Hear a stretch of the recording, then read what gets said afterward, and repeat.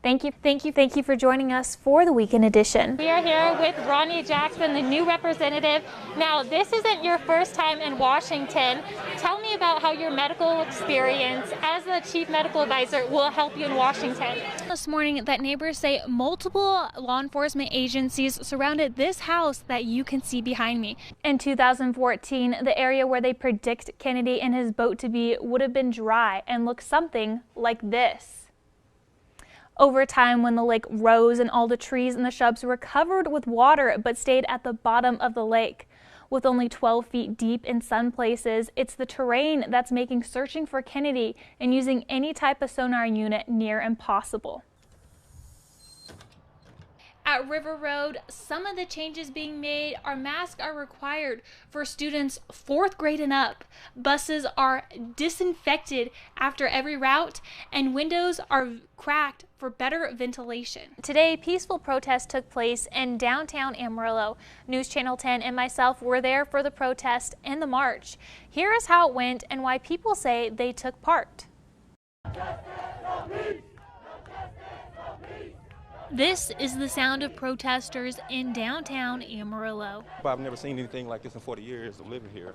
Crowds of more than 100 gathered at Amarillo City Hall Sunday morning and made the march to Sam Houston Park, more than 3 miles away. It's just because the injustice of what happened to George Floyd, but also what happens to people of color every day in our country, and that's why we're out here, really for all of them. Many saying they were marching for reasons much bigger than the death of Floyd. Protesting justice in the country, not just for black people, but for all people. I couldn't sit in bed this morning and not be out here and let brothers and sisters all around the world know that I'm with them. The Amarillo Police Department took to social media last night to let protesters know a police presence would be at the march to keep the city and everyone safe and encourage people to speak their voice, but in a peaceful way. And that is just what they did. With the success of what we did here, we don't have to loot, we don't have to riot, we don't have to do all that other stuff. Just speak your mind, be peaceful about it. From what was witnessed, there was no looting, no assaults, no violence, just chanting and marching. Police only got out of their cars twice when protesters passed bars with customers outside standing with guns. Bystanders say the police only formed a barricade for precaution. However, some protesters say this march could only be the beginning. No, because my people gonna come every time. We gonna come every time till this is fixed, till this is done. We gonna come every time. Once at the park, the protest ended with a moment of silence.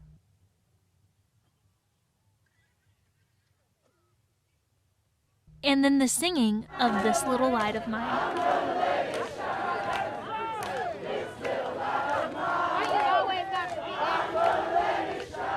Allisa Miller, News Channel 10. Cameron, I'm glad you're here tonight and you did not blow away with all this wind we've been having. Mannequins like this one who can breathe, blink, and even cry will be used to train rural healthcare providers around the region starting next year. Sir, how are you used to train medical students? The medical students are allowed to make mistakes on me so it will not happen to a real patient. Workers have been out here picketing with signs, picketing for what they believe is fair.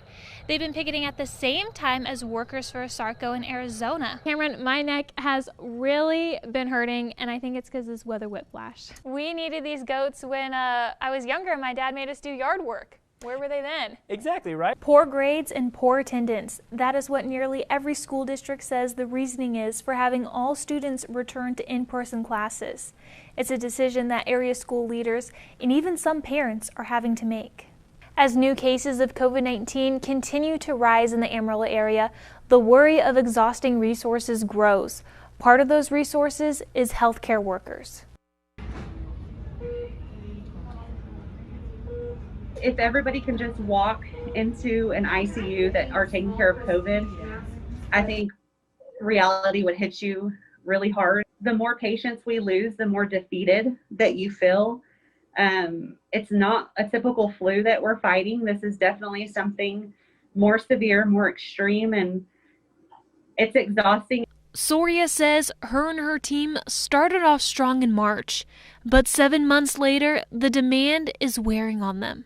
You have to build yourself up before you come to work because you have to anticipate the worst, because that's just our reality right now. Our reality is that we're losing 6 people in 2 days. Building yourself up only to feel exhausted at the end of the day. You leave work and you're exhausted because it is a different type of patient that you're taking care of. It is physically a lot more taxing on your body than it would be to take care of any other patient. Soria says when patients get bad, they're flipped on their stomachs, something that takes 6 nurses to do. But now running low on nurses is a new worry. We're opening our second ICU as we speak of COVID. We've filled up completely one of our units, especially in healthcare. We don't have an unlimited number of people. When we exhaust our resources, what would we do? And I think that's where we're at right now, is we are exhausting a lot of our resources. And Northwest isn't the only hospital with this issue. Just because we have those ventilators doesn't mean that we have the staff and the physicians to manage patients if we were at 100%. Soria says some nurses haven't seen their families in months, while others are battling cancer as they continue to care for COVID-19 patients. From a healthcare perspective, she says it can be frustrating making these sacrifices only to see people out in public not wearing a mask. Reporting live in the studio, Allisa Miller, News Channel 10.